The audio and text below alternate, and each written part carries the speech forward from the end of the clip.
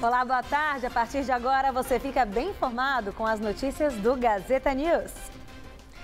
Moradores de um terreno no Jardim Clímax, na zona sul de São Paulo, queimaram os barracos hoje de manhã em protesto contra uma ação de reintegração de posse. A manifestação começou às 7 horas e acabou por volta das 9h30 da manhã, quando a área foi totalmente desocupada. A fumaça provocada pelo incêndio nos barracos podia ser vista de longe. O terreno foi invadido há 3 anos por cerca de 530 famílias. A manifestação bloqueou uma rua do bairro e algumas linhas de ônibus tiveram trajeto desviado.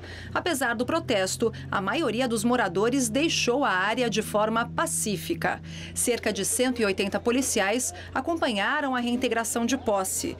Segundo a Secretaria da Segurança Pública, a Justiça determinou a desocupação atendendo a um pedido dos donos do terreno. A área deve receber um empreendimento imobiliário. E o motorista de ônibus, José Marconi da Silva, baleou um passageiro durante uma briga nesta madrugada na região do Parque do Ibirapuera, na zona sul de São Paulo. O motorista já tinha passagem pela polícia por lesão corporal e ameaça. Ele até tinha o registro da arma utilizada, mas a documentação estava vencida. O caso ocorreu pouco depois da meia-noite. O ônibus parou em um ponto da Avenida Brigadeiro Luiz Antônio para o embarque de 5 passageiros. Como eles não quiseram pagar a passagem, começou uma discussão com o motorista que estava armado. Durante a briga, ele sacou a arma e atirou contra um passageiro de 43 anos. O homem foi levado para o Hospital das Clínicas, onde passou por uma cirurgia hoje de manhã. Não há informações sobre o estado de saúde dele. O motorista tentou fugir, mas acabou preso. A polícia, ele disse que agiu em legítima defesa. A empresa diz que o funcionário tinha mais de 10 anos de casa e nunca teve problemas de conduta. A empresa também teria ficado surpresa com o fato dele estar armado durante o serviço. E o ex-ministro-chefe da Casa Civil, José Dirceu, do PT, o presidente da Andrade Gutierrez, Otávio Marques de Azevedo, e outras 3 pessoas convocadas para depor hoje na CPI da Petrobras ficaram em silêncio durante a sessão que aconteceu em Curitiba. José Dirceu está preso desde o dia 3 de agosto por suspeita de participar do esquema investigado pela Operação Lava Jato. José Dirceu foi detido durante a 17ª fase da Operação Lava Jato e deu uma única resposta a todas as perguntas feitas pelos parlamentares. Seguindo a orientação do meu advogado, vou permanecer em silêncio. Ele foi questionado pela CPI ao lado do advogado Roberto Podival durante 20 minutos. Em seguida, foi liberado. Dirceu é apontado pelo Ministério Público e pela Polícia Federal como responsável pela instituição do esquema bilionário de fraude, corrupção, desvio e lavagem de dinheiro na Petrobras. O advogado do ex-ministro afirma que o petista é um bode expiatório da operação e que a prisão dele tem justificativa política. Moradores de São Paulo que estiverem interessados em integrar o Conselho Participativo do seu bairro têm até o final desta semana para se inscrever. O morador pode se candidatar uma única vez e no distrito onde reside. Tem que ter mais de 18 anos e não pode estar exercendo o mandato parlamentar ou ter um cargo em comissão no poder público. E este ano há uma novidade: as mulheres vão poder ocupar pelo menos 50% das vagas. Os imigrantes também votarão em seus representantes e será garantida ao menos uma cadeira para esse segmento em cada um dos 32 conselhos participativos. As inscrições estão abertas até o dia 4 de setembro e devem ser feitas nas subprefeituras da capital.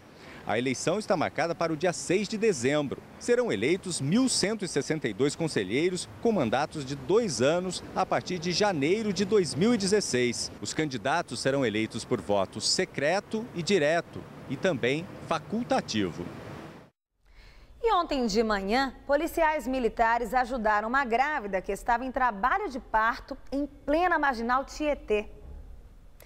Os PMs faziam patrulhamento na Marginal, perto da Ponte Aricanduva, quando foram acionados por pessoas que estavam no carro com a gestante. Os policiais tentaram levar a mãe para o hospital mais próximo, mas não deu tempo e então eles fizeram parto no carro mesmo. A criança é uma menina. Mãe e filha estão bem. A mãe, Ellen Ramos, de 32 anos, só descobriu a gravidez aos 8 meses.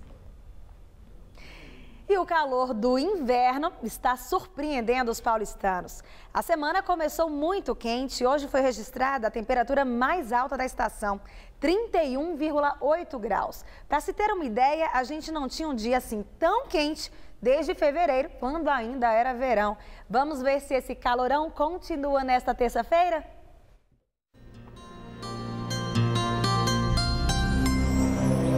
As temperaturas só devem cair um pouquinho na faixa leste, o que inclui a capital. Nas outras regiões paulistas, o dia ainda será bastante quente. Isso porque a frente fria que passa pela costa não influencia o tempo no interior. E as temperaturas chegam a ultrapassar os 35 graus em várias cidades, como Votuporanga, Araçatuba, Ribeirão Preto e Araraquara. Já aqui na faixa leste, os ventos mudam de direção, provocando aumento da nebulosidade e chuva fraca e isolada durante a noite. Mesmo assim, a máxima ainda vai aos 30 graus em São José dos Campos, em Campinas e também em Caraguatatuba, no litoral. Na Grande São Paulo, o calor diminui um pouquinho em relação a hoje, mas ainda assim teremos um dia bem quente. Amanhã, mínima de 14, máxima na casa dos 28 graus. Na quarta, muda tudo. Tempo nublado e temperaturas entre 12 e 22 graus. Na quinta-feira, volta a esquentar e a máxima prevista é de 28 graus com tempo firme. Vamos agora a um rápido intervalo e voltamos já.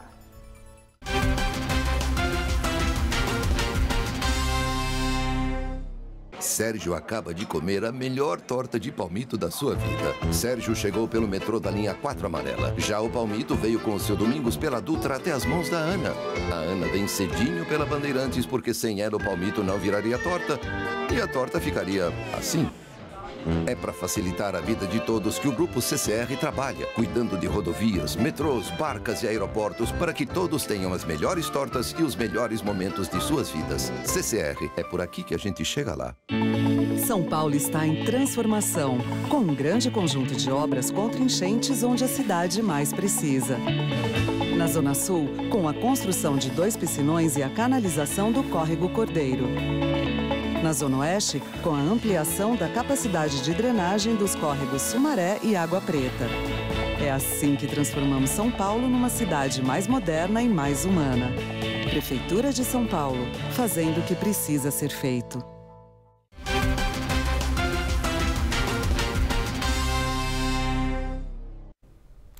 O público nas salas de cinema brasileiras aumentou 12% no primeiro semestre de 2015, em comparação com 2014.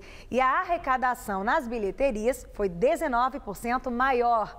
Mas, ao mesmo tempo, diminui a quantidade de cinemas de rua, que aqui na capital paulista, por exemplo, fazem parte da história da cidade. Em 2011, o Cine Belas Artes ficou mais famoso do que já era quando foi anunciado que fecharia as portas. Fizeram até abaixo-assinado para pedir a reabertura da sala.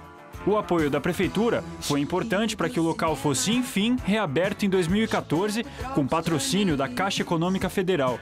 Agora, por que tanta gente se mobilizou para salvar o Belas Artes? A plateia, né? Muda, uma plateia mais interessada em cinema também, né? O cinema de rua tem história na cidade de São Paulo. E o próprio prédio da Fundação Casper Líbero, na Avenida Paulista, faz parte dela. Ir ao cinema era se preparar para ir para uma festa de luxo. Aqui na Gazeta, nós tínhamos nessa parte de baixo o Gazetinha, no espaço onde hoje é o Teatro Gazeta, o Cine Gazeta, e em cima, depois da escadaria, o Cine Gazetão.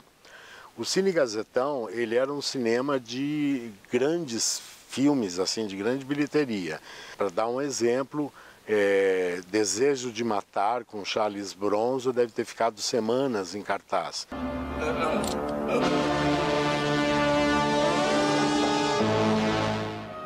O Reserva Cultural, que funciona no local do Cine Gazetinha, mostra algumas fotos da época.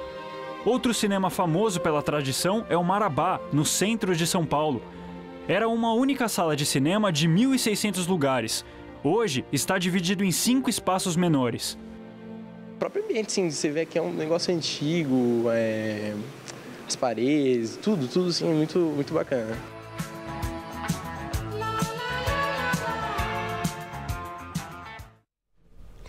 E o Gazeta News desta segunda-feira fica por aqui. Nos acompanhe também no Jornal da Gazeta às 7 da noite e no Jornal da Gazeta edição das 10. Obrigada pela companhia e até amanhã.